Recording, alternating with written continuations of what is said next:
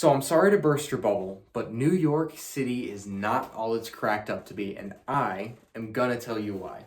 So first and foremost, as I'm sure you've probably guessed, it's a city that never sleeps, which means it's a city that never shuts up. It's always loud. It doesn't matter where you go or what you're doing, it's loud. And I know what you're thinking. Wait, this video is pretty quiet. I don't hear anything. Well, yeah, that is because I have to pick very specific times of the day to maximize my opportunity to record videos without any additional sound added to them. But normally, I gotta dodge around the traffic, the cars beeping, the construction, and one thing that people don't consider is New York City requires a lot of yard work. Not everywhere, but in certain areas. And when your neighbors and you also like to get yard work, all of a sudden there are constantly weed whackers and lawnmowers going almost every day. Monday through Friday, there's squads of lawnmowers that come through.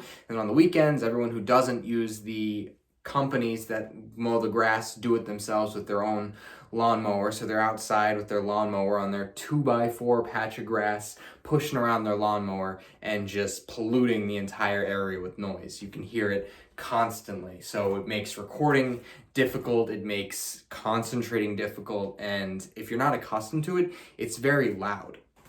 Second, I kind of mentioned this a second ago, but traffic. I grew up in an area where wherever you needed to get, sometimes you ran into a red light and you sat there for a couple minutes, and then next thing you knew, you were off on your way and it was fine.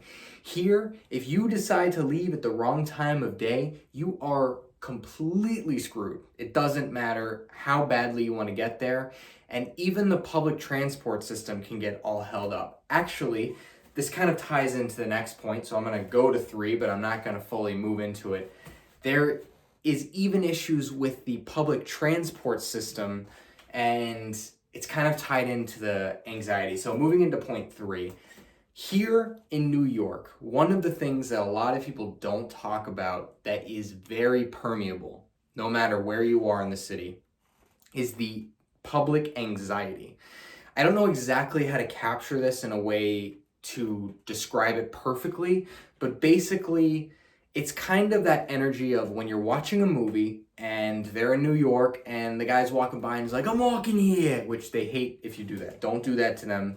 They think it's mad annoying, so don't do that. But that whole energy of walking and being in the way, everyone's got somewhere to be and they want to be there right now. It's because there's so much opportunity in this dang city that everyone's trying to get to the next place as fast as they can to take on that opportunity as much as they possibly can. Sometimes it's getting home to watch The Office, and sometimes it's going to make more money. It doesn't matter. There's this constant anxiety of moving forward and doing things, and it causes people to just be upset and angry. I also think people don't like all being jammed on top of each other in small spaces like cities, but that's kind of veering a little off the path here.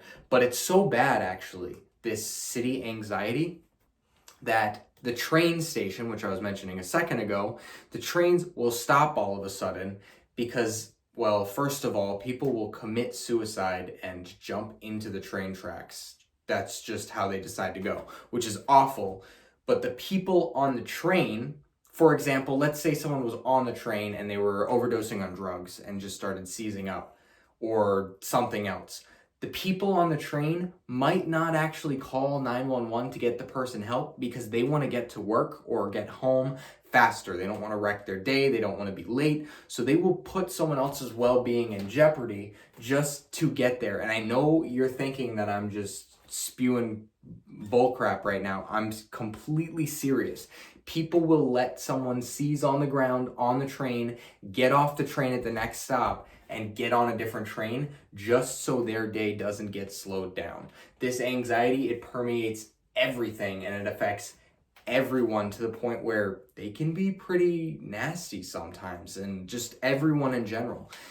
I also think that the overall taxing noise, it really weighs people down. So when I moved here, I didn't expect it. I came in with that small town vibe, and when I got here, everyone was like, get the frick out of my way. I am going to move you if you don't move, because I have places to be. Move.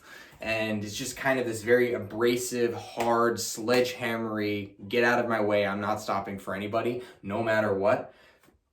It's very interesting, that energy that you can feel on a daily basis. And I feel like it contributes a lot to the general depression of a lot of the people that are here. Anyway, moving on to the next point, number 4. New York was built with no capability to handle the weather. None at all.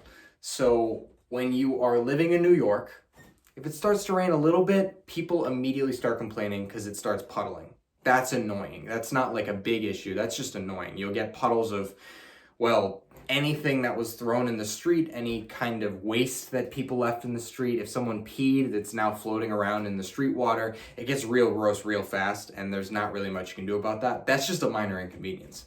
But when it actually snows or when it actually rains, the whole thing floods up. I'm sure not too long ago you guys saw on either TikTok or maybe even some videos here on YouTube or YouTube Shorts of Brooklyn was literally underwater. It lightly rained for like 2 days and Brooklyn was underwater. I know I'm a little exaggerating with a lightly, but I grew up in a place that rained all the time, way harder than here.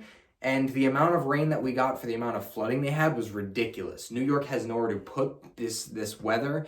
They have nowhere to put the precipitation. They have nowhere to go when it happens. So when a snowstorm comes through, there are these massive mounds of ice on either side of the road that they just cleared and pushed into parking lots and anywhere else they could, onto cars, so your car gets stuck in the snow, and then the sun comes out a little bit, and then the next day turns into rock solid ice that you can't break open, and it's just brown, it smells like urine, and it is stuck on either side of the street, and they've got nothing they can really do for it.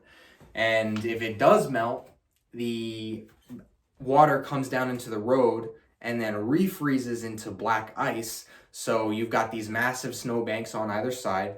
People are trying to go down the street itself, and it's black ice. I'm sure a lot of people who are watching this video have experienced it, but essentially it feels like you're trying to drive a car and play ice hockey at the same time. All of a sudden, you turn a little bit left and the car starts floating to the side like this, and next thing you know, you're going sideways.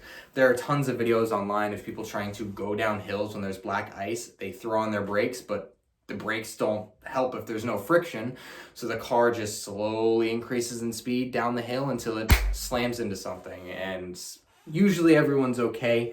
I can't say that's always the case, but in those small incidents like that, but people get seriously hurt.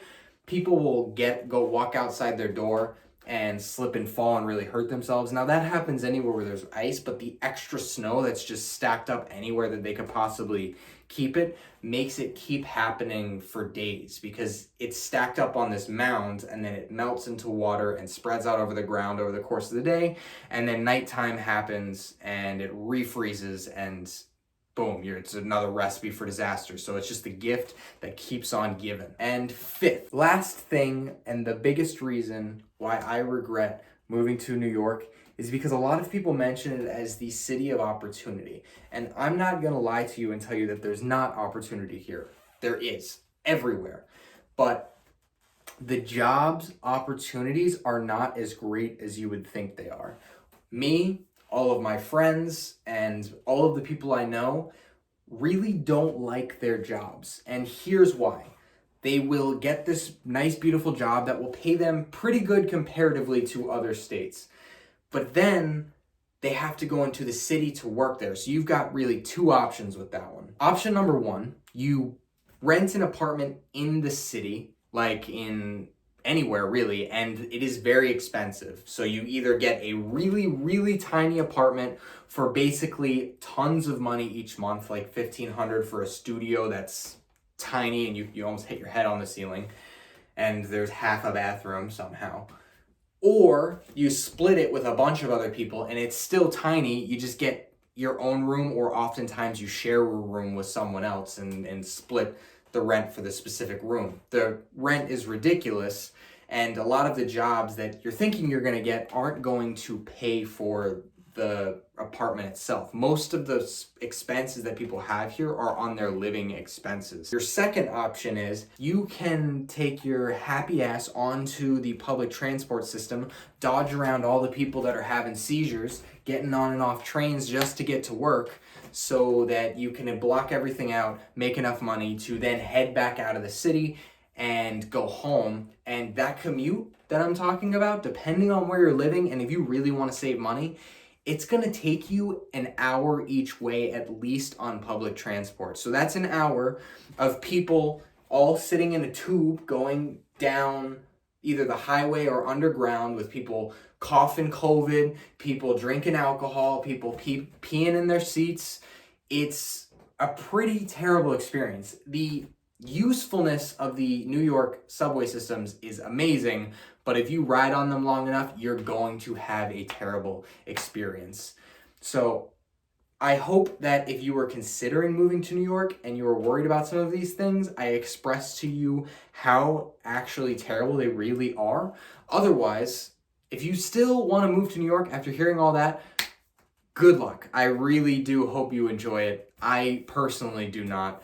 But if you want to hear more of the things that I've learned from the different places that I've been and the different things that I've experienced, go ahead and subscribe. I'm trying to hit 100 subscribers before the end of the end of November. So subscribe if you want to be a part of that, because I'm trying to build a beautiful community and we're working together on this. But as always, I'm going to keep being me and you keep being you.